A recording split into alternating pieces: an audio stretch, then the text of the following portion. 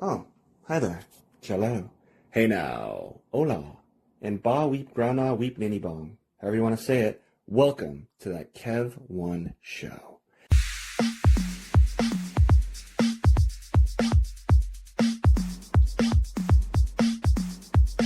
Happy heat waves, Kev1 crew, and I hope you're chillin' cozy wherever you are. Well, you may have seen my next guest in an air-conditioned theater with the #1 film in America with Glen Powell, or on the red carpet at the Tribeca Film Festival. You've seen her in so many projects such as The Passenger, American Underdog, as Jenny Jo, Little Woods, The Heroine, Final Recourse, The Haunting of Connecticut 2, I Love You, Philip Morris, oh, that's a classic, Secondhand Lions, American Outlaws, Salem, Friday Night Lights, Prison Break, I can go on and on. Even Walker, Texas Ranger. We're pleased to have Texas' own Morgana Shaw. Welcome to the show. Hey, thank you. What an introduction. Oh, yeah. Thank you so much. I'm happy to be here. Oh, yeah, no problem. Well, I knew I was going to say, about you at the intro. I was like, oh, okay, I'll swing it. And then I was like, what, I'll look at her IMDb real quick right before.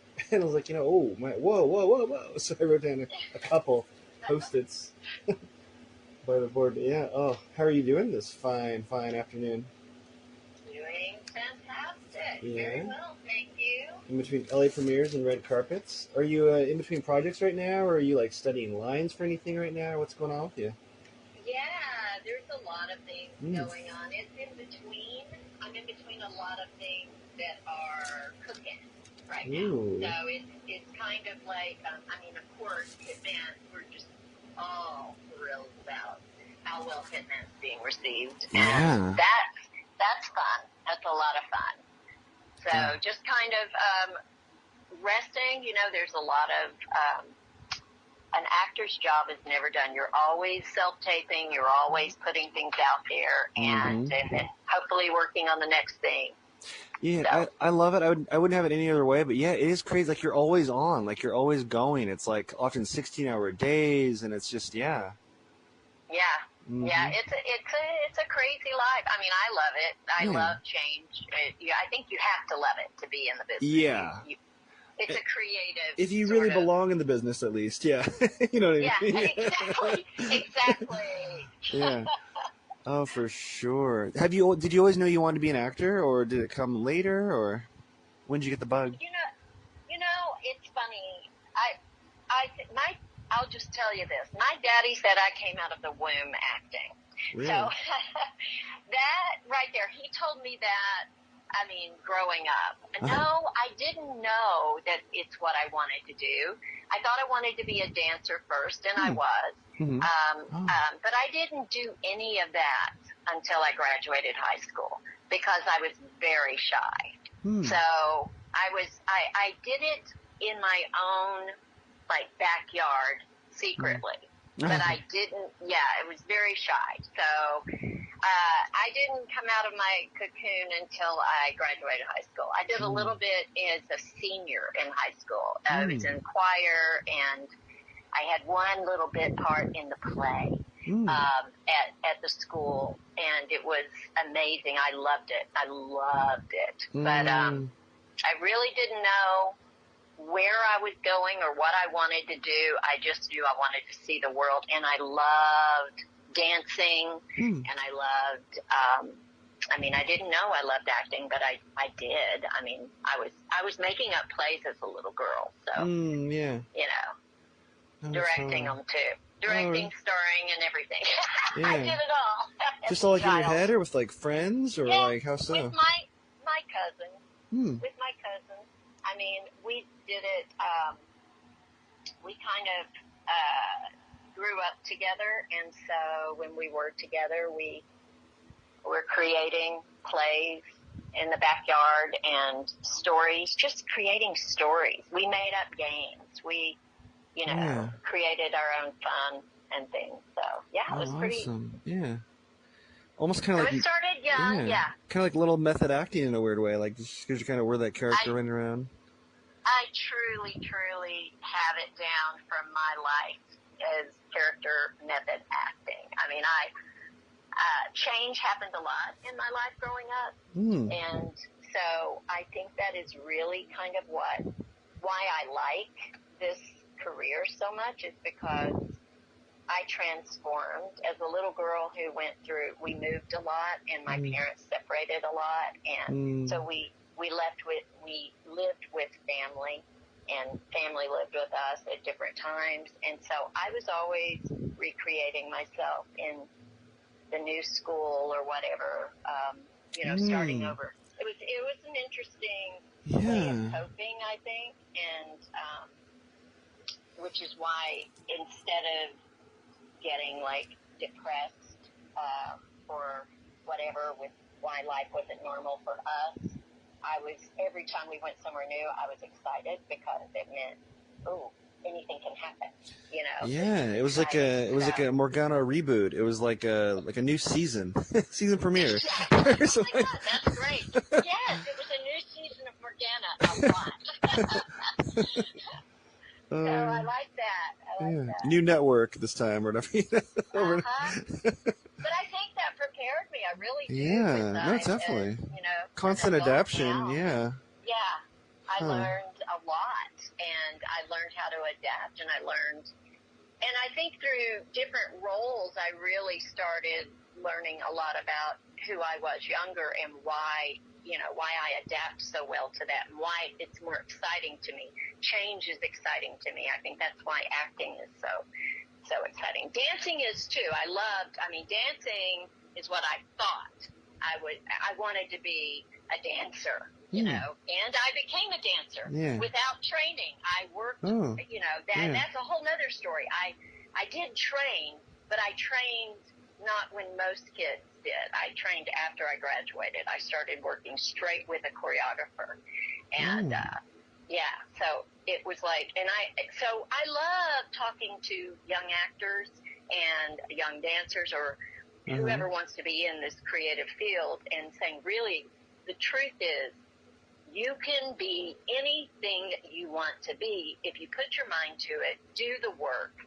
And yes, talent has something to do with it, but I think most people that work that hard have the talent, because you find out early on, if you don't like it, if it's too hard, there's a lot of rejection in what we do, and if you can't take that, if that's not good for you, then don't do this, because it's hard. It's hard to be, you're told no a lot, but you don't think about that. I think I didn't think about that. You think about it at times, definitely. Yeah. But for the most part, to survive in it, you go, well, that wasn't the right one for me. On to the next. Yeah. Just do what you love. You'll never work a day in your life, And that's right. Yeah. That's right. Absolutely. Yeah. I wouldn't trade it. I wouldn't trade my journey. Yeah, it's like, yeah, and like kind of like you. I knew I was an actor before I even knew what the word was, So it's like my advice to some actors when they get rejected for this reason or that, especially when they think they really should have got it, It's like, well, if you're an actor, you're an actor. They can't take that away from you, and you'll get the role that it's kind of meant to be. I mean, yeah. It really is. And, I look at it, too. You never know what's involved in that. There are so many things out of our control. And it's taken a lot of years in training and just being in the business. I don't know. For me, how I've survived the rejection or the different times, things that I thought I was so perfect for and didn't get, you kind of go, I started sort of going, you know what? I think I was safe from working with people that maybe it wouldn't have worked with. It's kind of like not everybody is great to work with. I only want to work with the ones that are great to work with. I want to like you. And that's instead of, a lot of actors go in going, oh, I hope they like me. Well, I kind of started learning to go, I hope I like you, because I want to work with the best. I want to work with people that really want to do this. I don't want to work with the ones that are not happy about this field that they've chosen or that are frustrated. Wow. We all get frustrated, but what a great way to look at it. Yeah. So it's that kind of saved me in a lot of ways of when I did get frustrated and go, you know what? And because then I would hear maybe that production had issues and there were problems, and I'm like, wow, I was really saved from dealing with that. And that's great. I mean, you know, it's just, I don't know,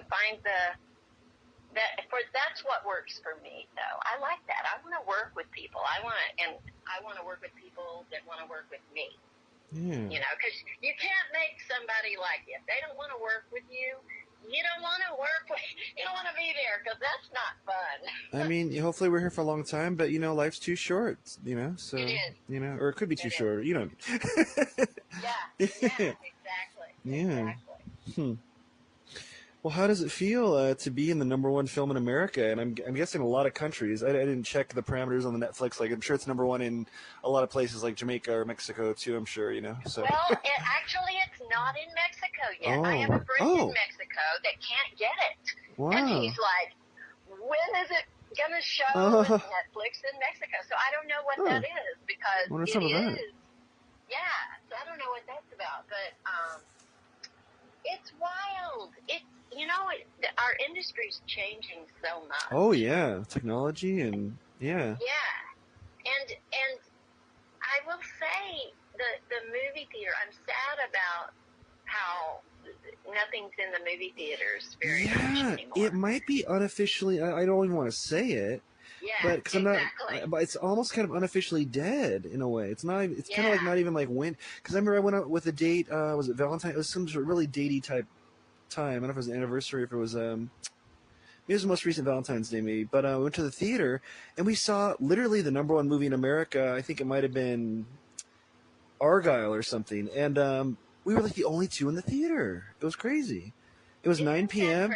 and then you look at IMDb or what have you, and it's #1. And I'm like, whoa! If that's #1 and no one's there at 9 p.m. on a, you know, it's like whoa. At AMC, it's like, ooh, right. And I know, and so it's kind of a strange thing. That's, I think, the strangest thing about, you know, being in films is because of the way it's going. I am absolutely thrilled, honored, and thankful to be part of Richard Linklater and Glen Powell's vision. I mean, it's co-wrote the true story. Yeah. Yes, and the guy who wrote this story in Protectus Monthly, Skip Hollingsworth, is someone that I knew when I was dancing with a dance company in the 80s. Whoa. He wrote a story about us. About you? So, the company that, this little Moonslice Dance Theater, we were all-female dancers. We went into the nightclubs in the, like, midnight, cleared the floors, and did these crazy avant-garde, funky dance shows. It was so much fun and very underground and very cool. And we each had these retro names, and we were dressed very punk. And Skip Hollingsworth did an article on us, and at the time, so I've known him for a long time, and so when, of course, I did not read this article, but when I got the audition and I found out what it was about, and that Skip Hollingsworth had written it, and then the callback, and then, you know, the offer and everything, I was just like, wow, this is so cool, because I didn't know the story, but you just love seeing people succeed and people have their stories being told and being made into films as a way of telling the story, and, you know, or live stage theater, whatever it is, it's just getting those stories out there that are so fascinating and that are true. My favorite shows to be a part of are real stories, true stories. Yeah. Oh, yeah. So yeah, crazy, isn't it? It's just crazy. Yeah. But yeah. The web of life. So, yeah, so go Skip. I mean, that's really great. So Skip, and then working with Rick and Glen were, I mean, they're down salt of the earth. Let me just say. Oh, it's awesome to hear. Artists, truly great guys. Love to play. We had so much fun. It's probably one of my best experiences. I really loved working with them. They were just, you can really tell when someone just allows you to do what you do, and then everybody just goes, hey, let's try this. And, Rick would say, okay, you guys do this. So we would do it. And so it was just fun. We got to play, and to see the outcome of it was kind of amazing. I was really pleased. Man. So what was the legendary Richard Linklater, man? Like, what was some of his direction toward you? Do you remember some of it, like specifically, like with his directing style? Was there anything of note that you recall from that scene? Let me just tell you. Let me tell you. This is a great story because because it was so funny. First off, this was originally supposed to shoot in Houston, and they had pinned me. They had pinned me for the role of Tammy. There was a lot of stuff going on, so by the time it was getting close to shooting, I had heard they were changing the location to New Orleans. So I was like, that's cool. Then I got a message saying that Rick Linklater wanted to see me in New Orleans before they officially booked me. And I was like, when he wanted to see me, I had already booked it was my birthday trip to Panama City Beach with a girlfriend. And it was kind of an important trip, and we couldn't get our money back and everything like that. So I called my agent, and I just said, listen, will they see me another day? Because I'm going to be on the beach. And and they said, well, can you do a Zoom? I'm like, okay, cool. So I'm at the hotel in Florida at the beach, and my room will not get internet. No. Yeah. So I am walking around the hotel, and mind you, this is like, we're going to run the scene, I'm pretty sure. I don't know. So I'm in the same, I had my own Tammy look for this audition. And so I find a spot down outside by the pool where the kids are playing, and there's a generator behind me, but it's the only spot, and I set up my little phone, and I've got my cigarette, and I'm sitting there. And by the way, I'm not a smoker. My parents were smokers, so I know smoke. Yeah, I know how that works. So was that a fake cigarette on set, or did you just kind of not inhale a couple takes? Or, no, that's real. It was real. Yeah, it looked real. The chain smoking. Oh no, it was real. Speedboat bribing Tammy. That was great. Yes. Well, I don't necessarily like. I don't like smoking. I don't like it, but I have done it for roles. Oh. And growing up with parents who smoke, because I know, I don't ever want to appear fake smoking, because the smokers know.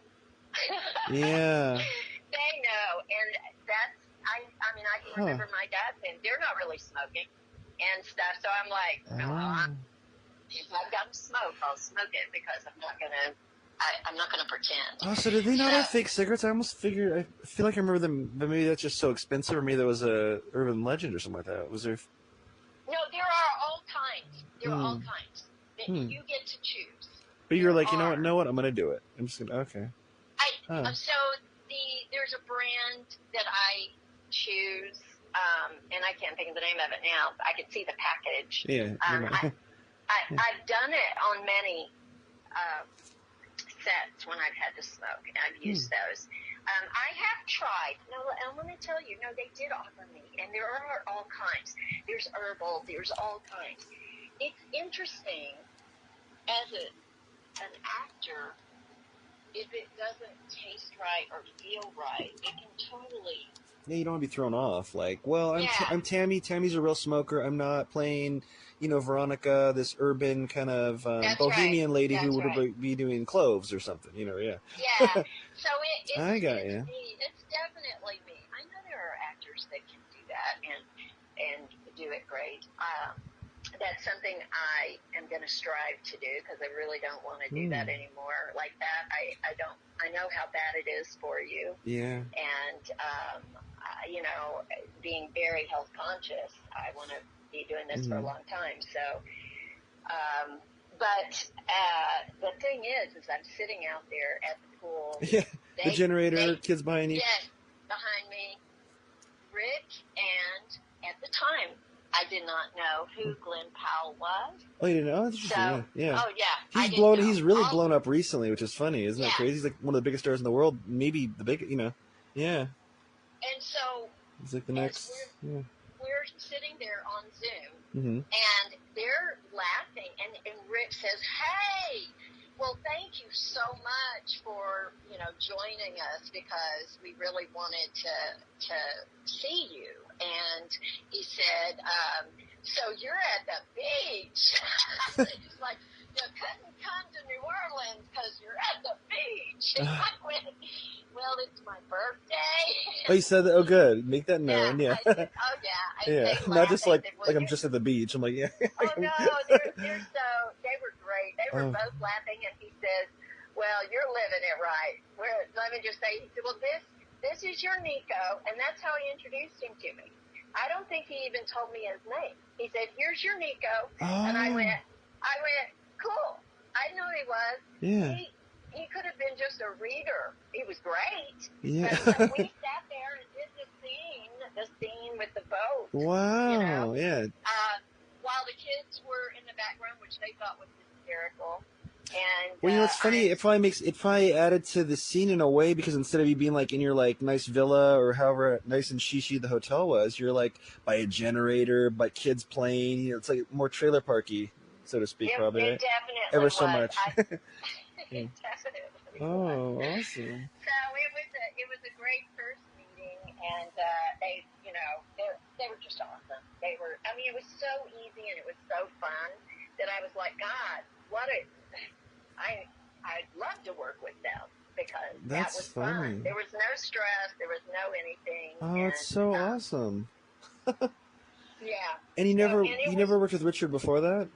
Oh no, never. Never worked with him, but man, I'd do it again in a heartbeat. Yeah. Or Glen. They're just, they collaborate well. They really communicate well. When we started doing the scene with the boat, everything, Glen told me right away, he said, "Listen," he said, "how this works with Rick is we'll do this and, we'll do it a couple of times and then he'll say, okay, try this, and then we can do that." He said, "Really and truly, it's so laid back." He said, and that's exactly what happened. We did it our way a few times. Everybody said, and then Rick would come over. He'd be watching on the monitor as we're doing the scene, and then he'd come over and whisper, "Hey, try this, and what if this is, she does it this way?" And so we played with that, and, it was like playtime. Awesome. Is what it was. It's the way it should be, yeah. Exactly. How many takes was it about? What did you say? Oh my God, I don't even know. It wasn't. Well, I can tell you this. I don't remember how many takes because it was so much fun. Yeah. But it was the martini of the movie. Yeah. So, yeah. So it was, and so there was no stress. They were ahead of schedule. Which was kind of amazing because usually when you're down to the martini shot, like the very last scene for the movie, so we shot the boat scene was the very last scene. Way. Wow. Yeah. So, it's one of the first scenes, and it's one of the scenes that kind of sets the pace of it, kind of in a way, explaining what he's doing, and wow. Yeah. Yeah, because I shot the courtroom scene, I shot before we shot that. So that was cool. It was, How much time between the courtroom scene and the initial scene? You know, the introduction was there. You mean when shooting? Yeah, Wise? like was there weeks between, like where you had to stay in the headspace of Tammy? Yeah, I think I was there for 3 or 4 days, and so it was in that last. It was right in that time. If I'm remembering right, in 2022. I mean, lots happened since then, but I think that's the way it went. It was in November of 2022 when we shot that. Huh. And I'm trying to think. Yeah, we shot the courtroom scene first. I wonder if they shot. You might even know. I wonder if they shot all the courtroom scenes that day or the same couple days with all the people being arrested and. No, I don't think probably not. so. But you know what? I don't know. I don't think so. They were shooting.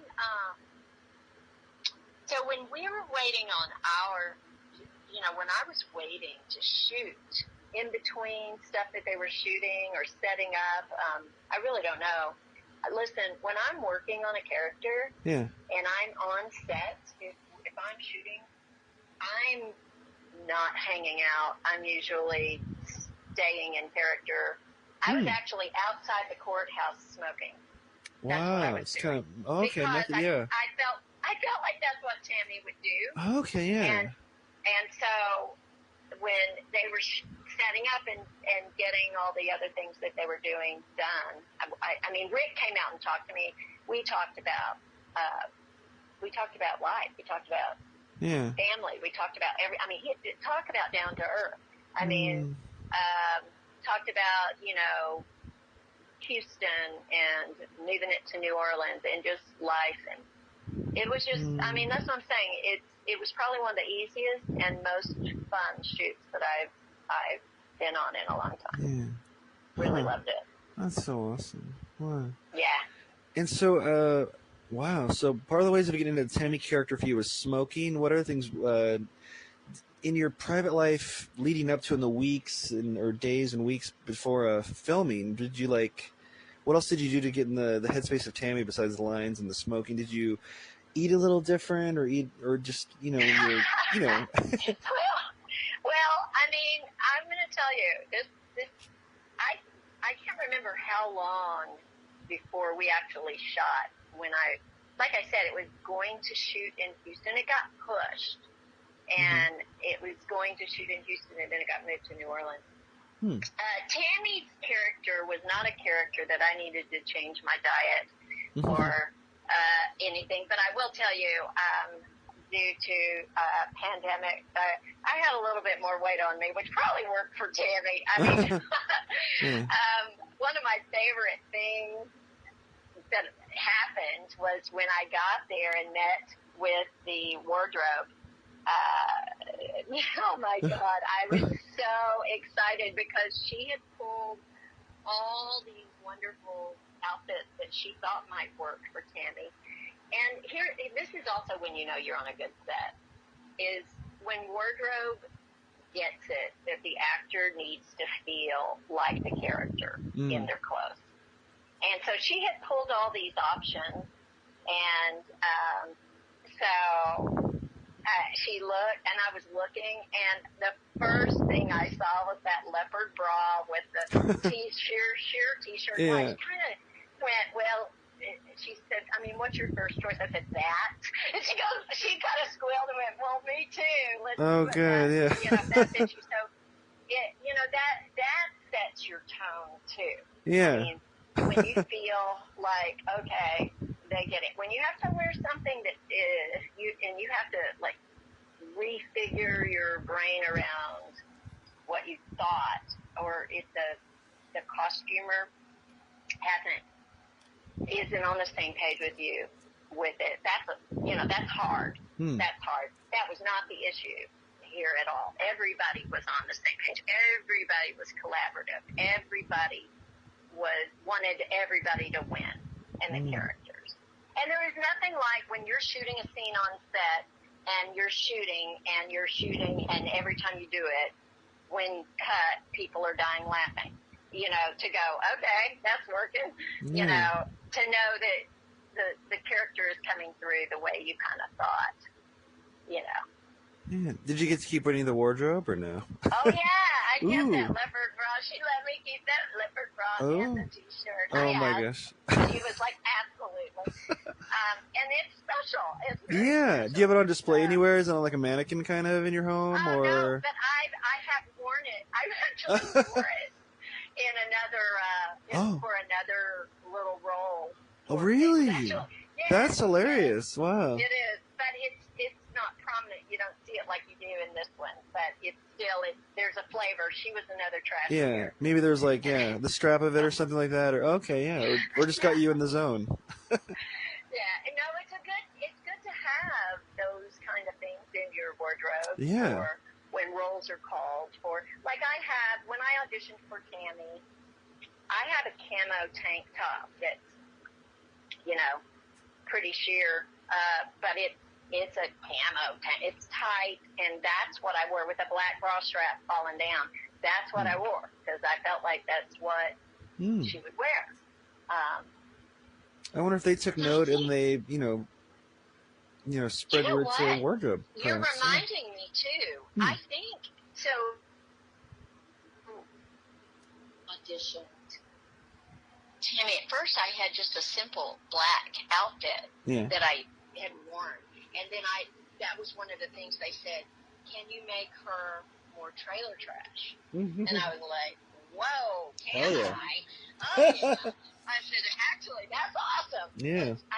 I didn't want to make it obvious. You never know what you're looking for. So, yeah, I think that now that I'm talking to you and remembering how that went about, I think, in the first stages of. So that was fun. A lot of roles like that are so much fun. You get to really dive into. Yeah. Wow. And what a crazy fast-paced time. It's 2022, like you said. Wow. It's a pretty quick turnover for such a, so many moving pieces and... And now it came out right when Glen Powell's like blowing up. I mean, because like a lot of people just discovered him with like the new Top Gun, and but I've been a fan of him since this character. How's the douchey named Chad Radwell on Scream Queens, and I always remembered him from that. But there's a couple of times where I didn't know his name, and I was like, "Oh, that's the guy who played Chad." And then like now that he's blown up, it's like, wow, it's pretty exciting. Well, and his story, and I met his parents because they're, they were on set. They travel with him. They do it too. He puts them. They have cameos. Really? Every movie.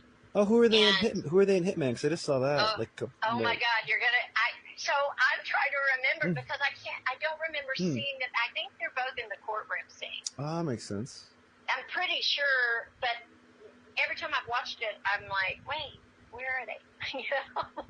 Wow. So I don't know if I missed it, or But they're always featured somehow in his movies. Yeah, they're all featured. I mean, they're such a supportive family, and that's really cool too. Yeah, it's really cool. They're great people too. They're just you can tell. I mean, how wonderful to have that kind of support. Growing up in the business, and he really obviously had a passion for it and has worked very hard to become this overnight sensation. In doing, and it's great when you see great things happen to good people. Especially and talented. He's super talented. I mean, he just nailed those characters, and it was so much fun to work with him as the Russian guy Nico. He's had such good characters. Yeah, that's probably one of my favorite roles of his in there. His alter egos, probably Nico. Nico, or probably Nico. Yeah. Well, I loved it. And, he was fun, and it just it will be one of my favorite things. Probably forever. Everybody on it. Have you got recognized from it at all? Probably one of your high-profile things, right? I'd imagine one of the highest. Be number one. It's happening. It's definitely happening. Very cool. And so that's cool too. I think that's what's so,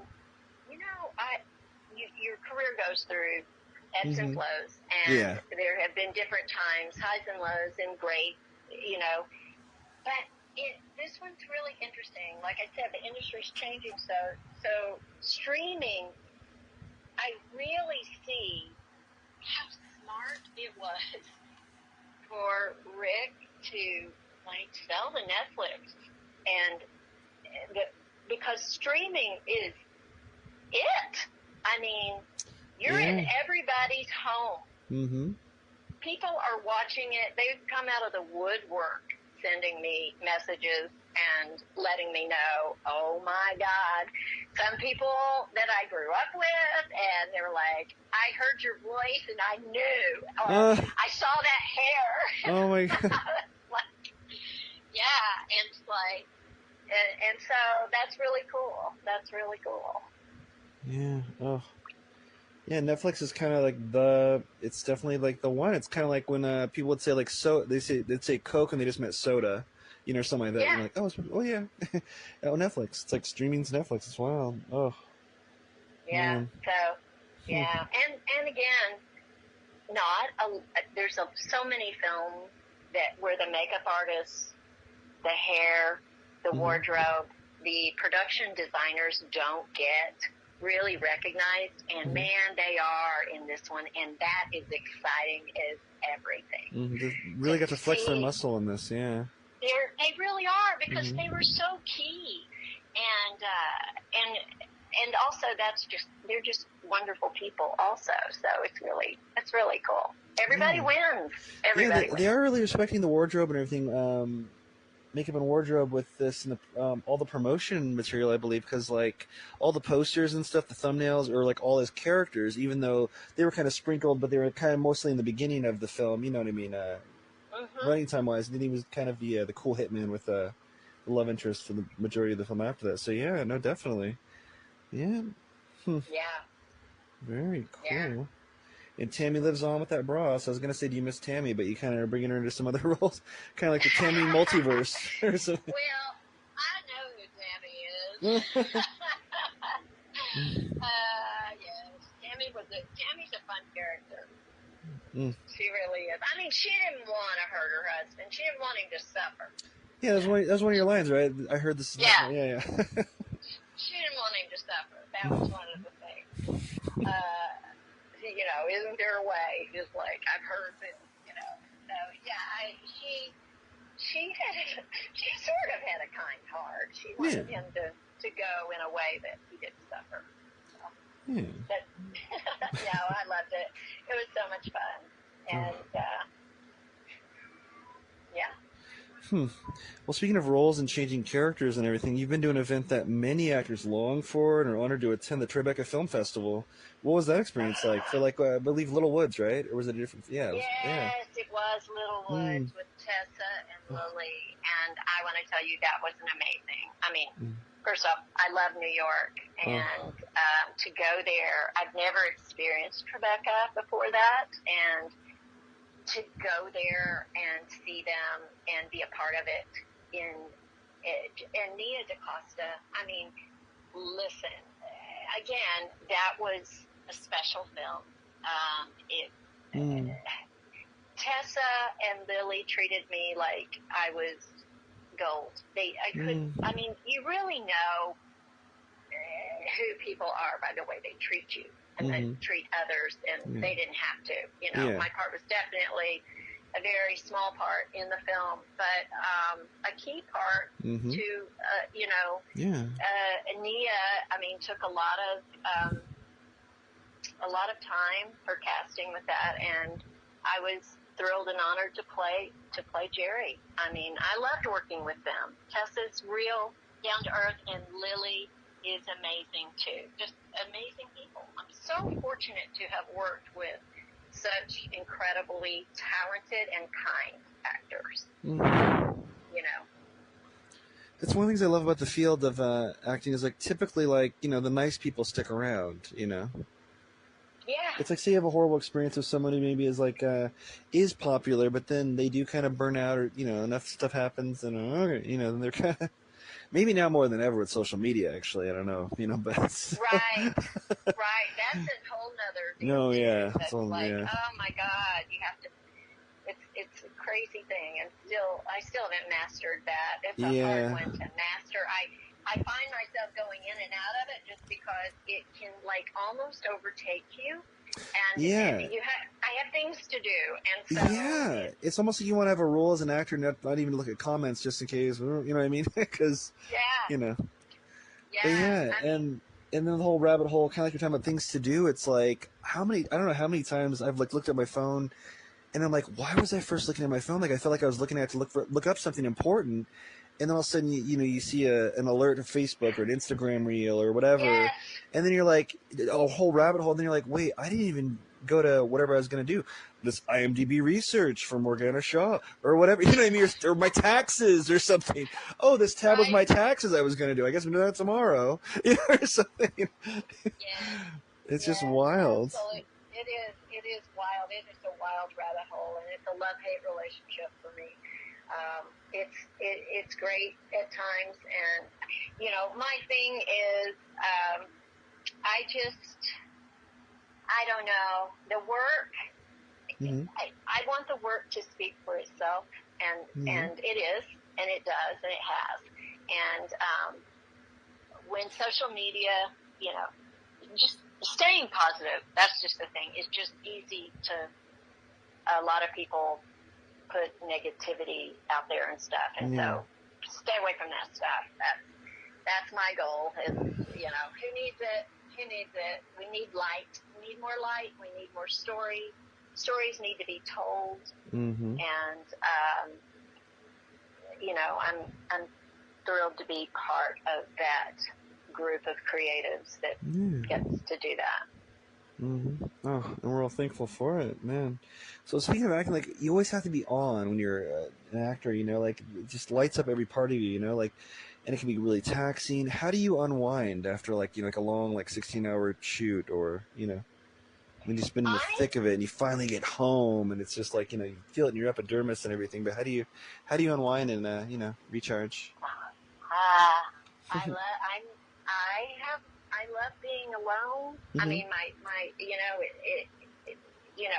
kind of close the doors. It's kind of like you can breathe, Yeah. and um, family is important, friends are important. It's very important that the work, that it all goes together, but that you separate it so that you can be present for the people that you love. I think that's so important. Oh yeah. Mm-hmm. And so when I'm not working on a character, when I am working on a character, I am very focused, and I go wherever I need to go to do whatever I need to do to get the work done, to do the research, to figure it out. When I'm done with that, after it's done, I love to play. I love to see people. And then I also love my downtime at home, or, just with the dog, with my husband. We are, celebrate, creating, but, it's sacred. You know what I mean? It's kind of like the sacred time, because all the other stuff can get overwhelming, and you feeling like you're not doing enough of social media, or you're not doing this, or you're not doing that. I have to constantly remind myself that, like I said, the work speaks for itself. Don't freak out. Let it be what it is. This is what you want.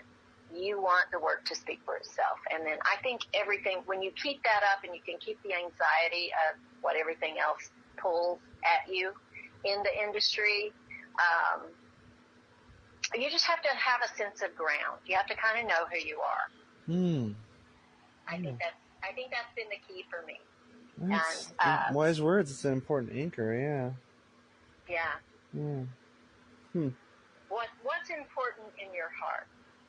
Storytelling, for sure. Storytelling is, but that's the work, and that's the exciting part. I love transformations. I love becoming different people. I love getting into those minds of someone else that maybe I didn't understand in real life, but getting to play a character that's completely not like me is very exciting, because it gets, and that a lot of times means I have to go away so I can work on that and not get it confused with who I am, and because, so that I can stay focused. And so then when that's all done, I love to celebrate with everybody and to play, and then just downtime. I love to travel. I love to go off somewhere. I mean, we celebrate because you work so hard. Yeah. Those, like you said, 14, 16-hour days. Often, and yeah, right, yeah. So it's like, this is the time you celebrate. Wow.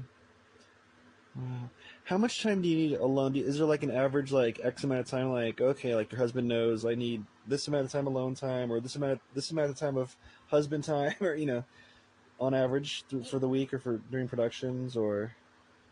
You know what? It really is a case by case thing. Interesting. Yeah. And because some things are harder. Some roles are harder to find. Some roles are scarier. Some roles take, if I have to play a dark character, I don't want to be around anybody while I'm working on that. While I'm in the midst of it, because I can't turn it on and off. I mean, and I don't want to hurt anybody's feelings. Yeah. I won't do that.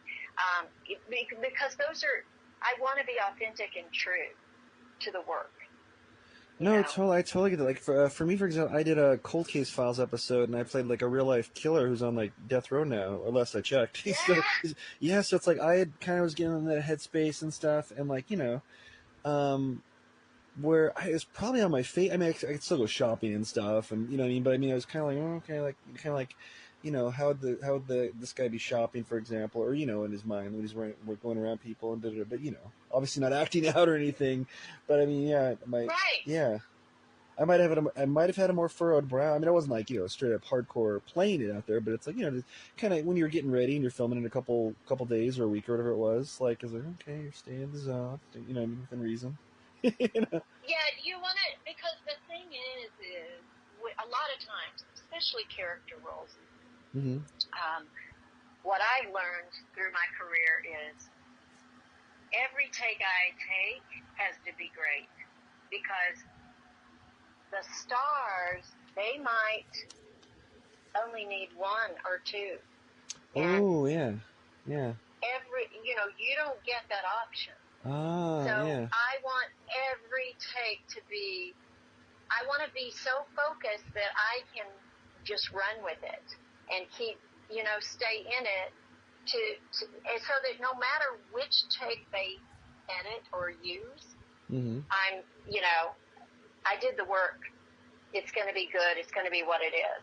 Because, and I told this to a lot of young actors or people that are starting out, I'm like, one of the things that you have to learn is you don't get sometimes a second shot. If that first shot is just it for the star, and they go, okay, that's good, we got it, and then you're like, oh, you wanted one more, that's a good, that's good advice.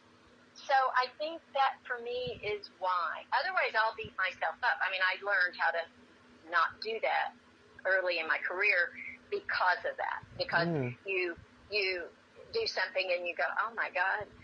I realized real quick that, hey, everybody's got an agenda here when you're doing film and television. It's different. They're different mediums. Television is a lot faster than film. And you've got several cameras on you, and everybody's trying to get the shot of the day, so you better know what you're doing. Got it, check the gate, boom, Yeah, it's a good point. Like, there's a couple times, where I think a couple shoots in a row, we did it in one take, and one of them I did Operation Repo, where I was doing it on TV. It's pixelated. It was like improv in the nude, but it was all. And then that was in one take. I was like, Jesus, so many things in one take, one take, one take. I'm like, oh my gosh! And so, like I said to a friend, all like full of bravado, like I'm the one take pony or something like one trick pony. Yes, yes. Well, and it is a great thing. I mean, that you can do that. I mean, they do love that. They do love that. You're also that you can do it and get it. They're like, yes. Isn't it funny though when you're on there and there's all that money, there's all that stuff, all that production, and your scene or whatever you do is one take, and you're like, huh, all right. It's just kind of a weird feeling, right? It's kind of like, okay. Yeah. I mean, it's a good feeling, but it's also like, oh, okay. I mean, cool. Got paid the same, so, but still, yeah. Yeah, absolutely. Absolutely. Yeah. But yeah, it doesn't. I will tell you though, it's not the same for every role. I mean, there are sometimes it's fun. I love shooting on location better than more than anything, because you really are. It's like that's your family. You're all there for the same reason. You're creating. It's really special, yeah. It's like outdoor school or something. It's something. It's kind of yeah. It's like a graduating class or something like that. That's what it feels like, isn't it? Kind of like, all right, guys, this is our senior trip. Oh my God, we're wrapped. Oh, you're hugging. Like, oh no, it's film family. Class of 2024, we're gonna live forever. Yeah, Yes. You and Glenn at the top of the limo. Yeah. Or sorry, you and Nico, Tammy and Nico. Sorry. Yeah. Homecoming king and queen. Yeah, pretty fun. No, I'm very grateful for this life. I love what I do. Oh, that's awesome. And you're in Texas like right now, right? I'm in Texas right now. I've only been there once, like via layover, like so far. But what's the Texas film community like? Is it really tight knit, or is it competitive, or? Well, I mean, there's Texas Film Incentive isn't great, so I really shoot everywhere. I'm trying to think. Well, Psychopomp was shot in Texas, and so that was great. But most of the films that I do, LA, I'm everywhere, and I've been doing that for a while. But that works for me. I like that. Yeah, it's cool. Yeah, I mean, and I think a lot of people are doing like going back to their hometowns and just moving out of LA, and then going there for filming. Yeah, I mean, cause I'm from Portland, Oregon, born and raised, and I lived in LA for about 5 years for acting, and it was just so expensive just to like live. You know what I mean? It was like I felt like I wasn't doing anything besides auditioning and acting, and and looking at the walls. You couldn't afford to like do much, even when it was time to celebrate, like you say. Kind of it was like, well, taking solace. Yeah, it is. And now it's changing again. The industry's. So I've been going out there a lot, and I have some stuff going on, and where I'm staying there a lot now. But you just go where the work is, and I think that. Have you been to Atlanta a lot yet, or? That's the one place I haven't been. Really? And wow. And I don't know. I just it just hasn't landed in my. Interesting. My thing. It's such a huge filmography. I'm surprised with you at that. I mean, just the odds are. It's strange, but interesting. That's fine. I mean, no, that's not a thing. You just persevere and you go on. And when the right thing is right, I'll be in Atlanta. I mean, there's definitely. I'm not trying to go to Atlanta or anywhere else. It's just where the work is and where the work happens. I'm there and happy to be there. So I think that's been the most important lesson for me is I go where I need to go to work. And I learned that early on. I think when people tell you, well, you can't do it here and you've got to be there. I went, okay, well, I'll go there. And I've gone there. So I've gone out to LA and been in and out many times. And I know how it works. and you just have to be available. You have to do what you have to do to get yourself there and to be, if you want to work, if you really want to do this not as a hobby, you've got to go where you need to go. Mm-hmm. Unless it's your birthday and you're at the beach. Just kidding. That's true. And I will tell you something about that too.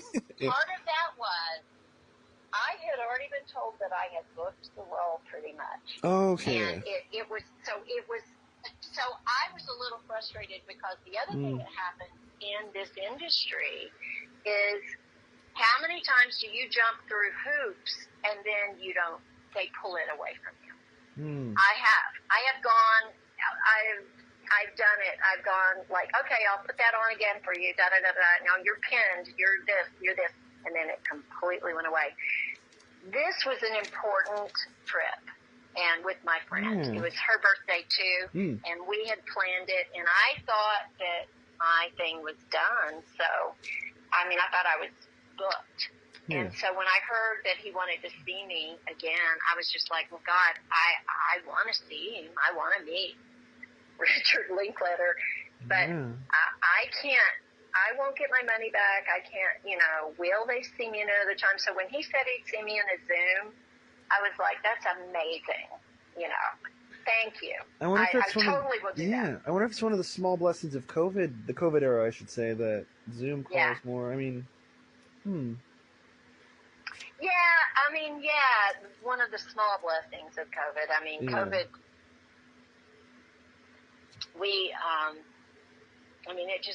it definitely had a big impact.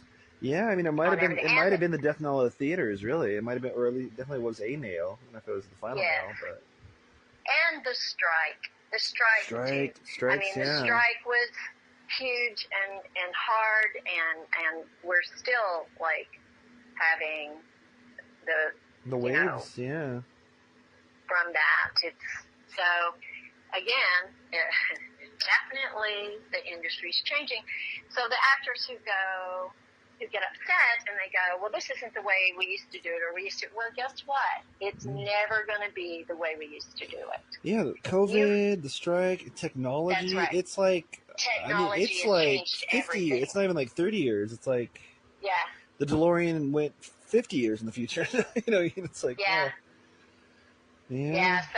it's that's really the only way you can stay. You have to stay up. You have to go, okay, so they don't do it like that. So what do I need to do? Okay, find out, and make that happen. That's how you do it. And I mean, problem solving. That's part of the thing that I love about the film business too.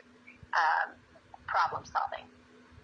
If you're in the film business, you're not going, well, I don't know how to do that, or I can't do that. You go, okay, I'll figure it out. We need this to happen.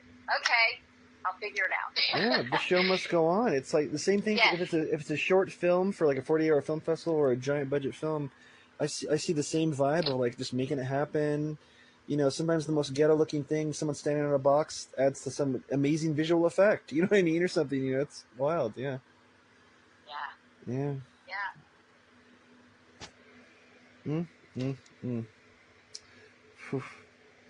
Figure it out. Yeah, you got to figure it out. Well, Morgana, we've taken enough of your time, I'm sure. Thanks so much for sharing some of that Texas charm and sage advice. Well, thank you. This was fun. I'm so glad you reached out, and I hope everybody gets a chance to see Hitman. It's just such a fun and such a cool story. Based on a real story. Gary Johnson, right? That's the real character. The real guy's name too, right? Not just wow. Yeah, Gary Johnson. Yeah. And my character was based on a real person too. Really? So, I just figured it was like, oh wow. No. I didn't know Rick told me. That was really cool too, because that's what I like.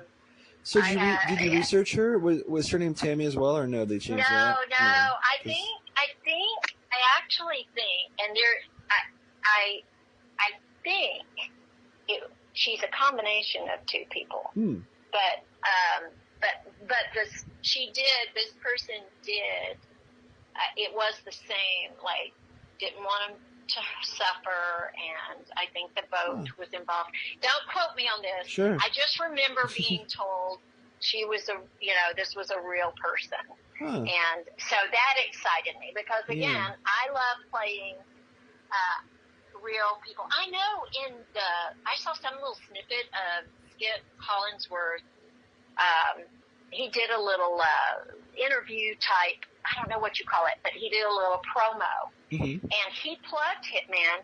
This is recent, and there's a snippet of an actual video of a woman talking to the guy that she thinks is the hitman, and it sounds like Tammy. But I don't think she's the one that I was based on. But that was cool. I was like, oh my God, that's something like me. No, I love playing real people. So this was even a real stories, finding the essence and bringing something to life. Yeah. Huh. That's so cool. Are there any projects or films out there that you want people to see that you feel like haven't got enough of a spotlight on them in your filmography, or any that you're proud that you're like, nobody's ever asked me that. That's a good question. Oh, no problem. I mean, gosh, projects that haven't gotten enough of, I don't know, because there's so many. That's a good question. You stumped me there because I've never had anybody ask me, is there anything you wish would have gotten more? Yeah, nothing comes to mind that you put a lot of blood, sweat, and tears in, that oh man, I didn't get a lot of, to me I didn't get enough. You know what? There was one project, I mean, a lot of the films and stuff, they are what they are, and I'm thrilled. I was thrilled with American Underdog. American Underdog was really an even bigger film. It turned into, after editing, it turned into Kurt Warner. It was Kurt Warner's story, but there was much more in the original with the family. And so in editing, as things do, a lot of that got taken out. So that was kind of sad that happened, but it's a great story. I loved being a part of it.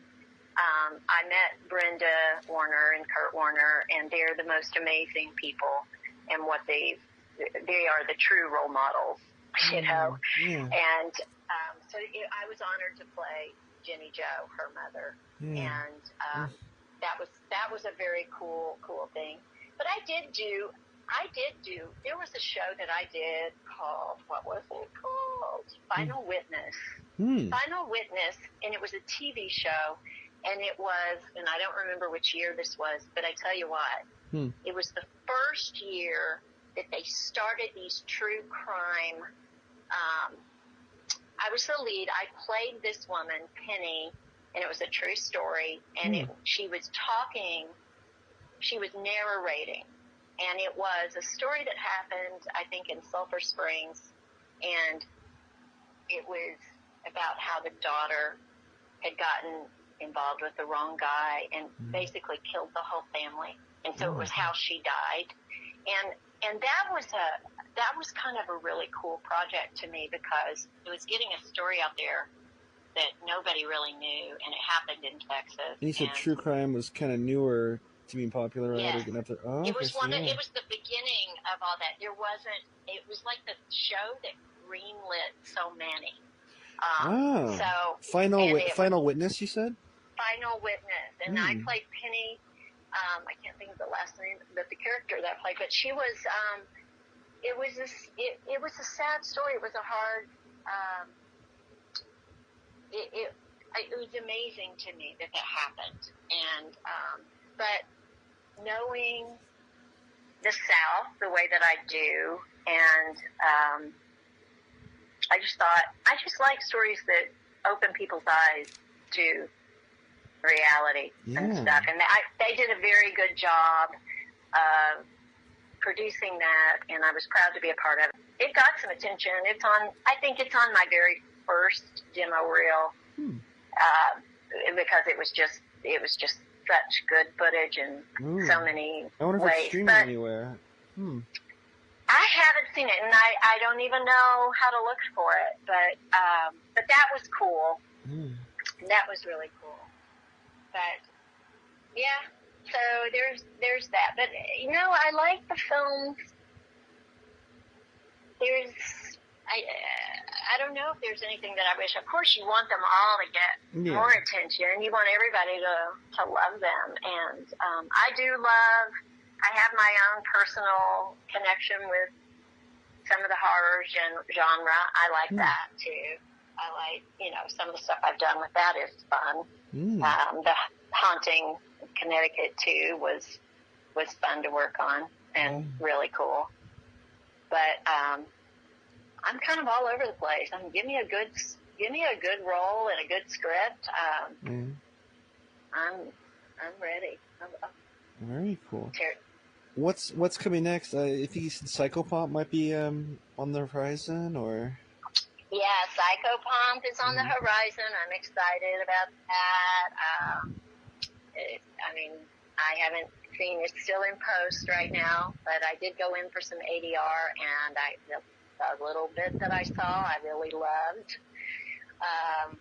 Very exciting to see that come out. Matter of Time. That's with Sean Astin and his daughter Allie Astin. And that's kind of a gamer's movie, so I'm excited to see how that one plays out. Yeah. And let's see, what else do I have coming on? There's a few things. And I've got a one-woman show where I play Betty Davis.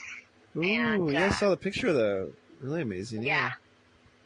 And so that's also in the works to it going some places in, I don't know, LA, New York, some things. So there's a few other films that are still in post that are working on. And I'm auditioning. I'm self-taped and everything right now, so for lots of good things. So we'll see. I'm excited. Isn't that a good feeling to have? Like when you're like, oh, I don't know if I have this yet. I might be going to, like, I myself might be going to Vegas for something. I'm not sure if I booked it. I'm filming something.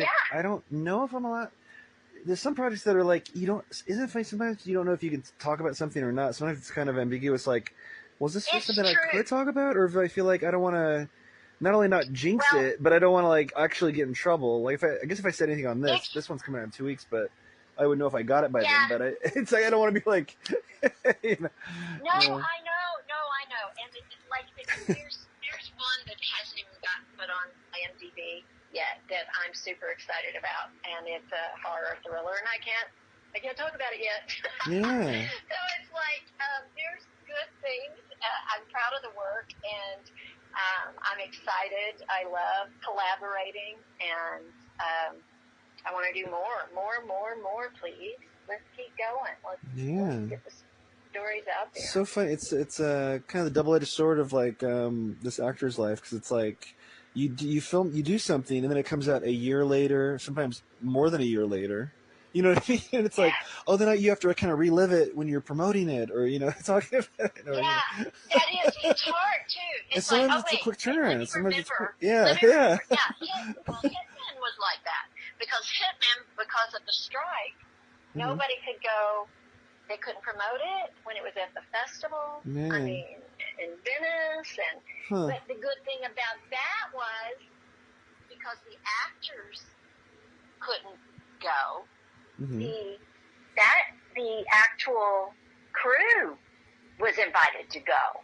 Oh, wow! Yes, so they got to go and in Venice, and how amazing is that? Yeah. So to me, I think I don't know. I think that's wonderful. I think it's wonderful. Yeah.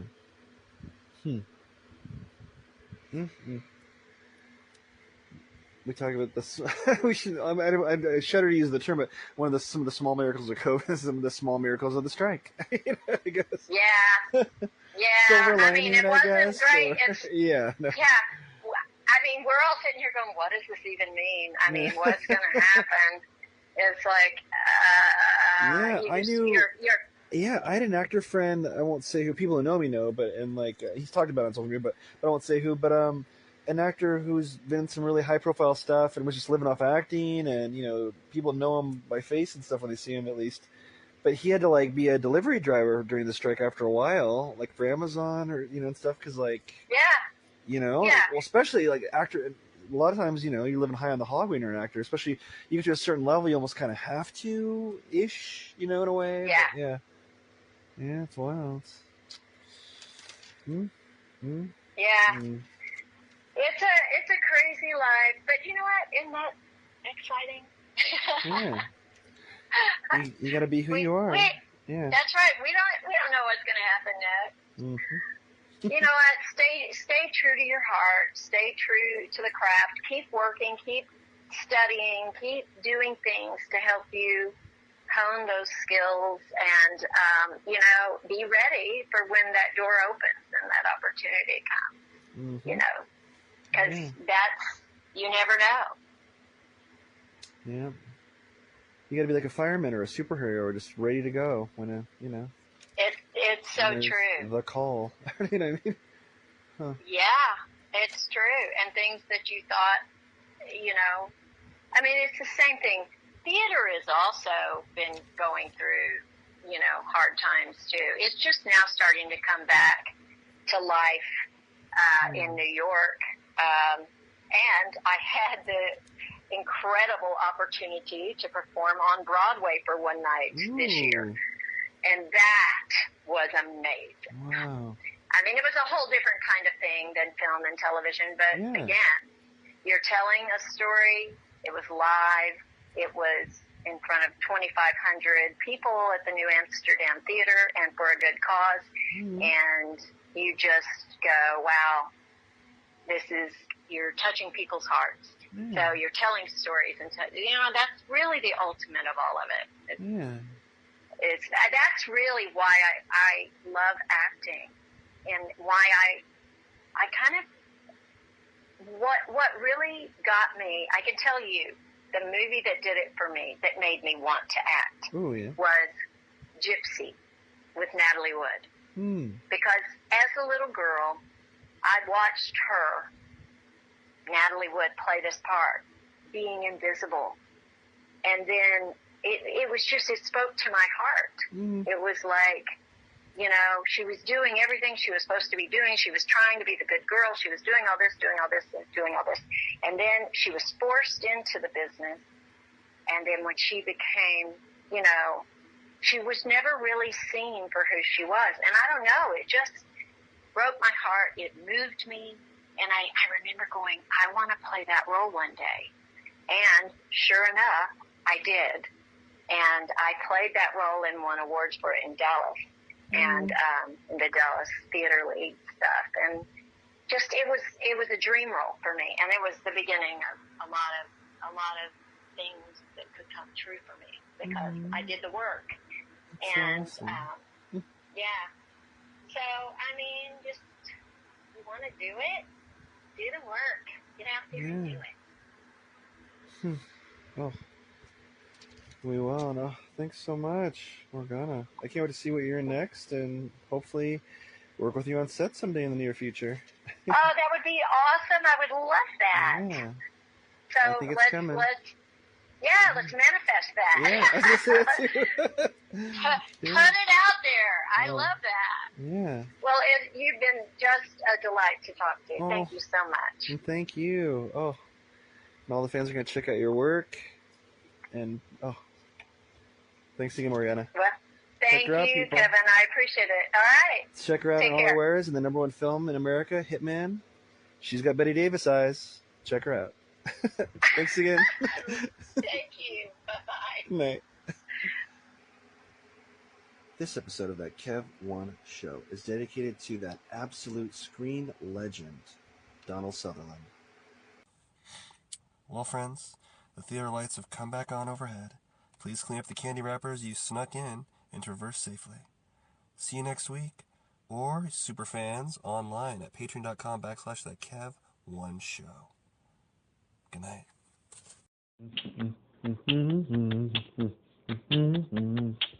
Mm-hmm. This portion of that Kev 1 show is supported by Bohemian Dream Gifts, made with organic and natural oils that nourish and hydrate your skin.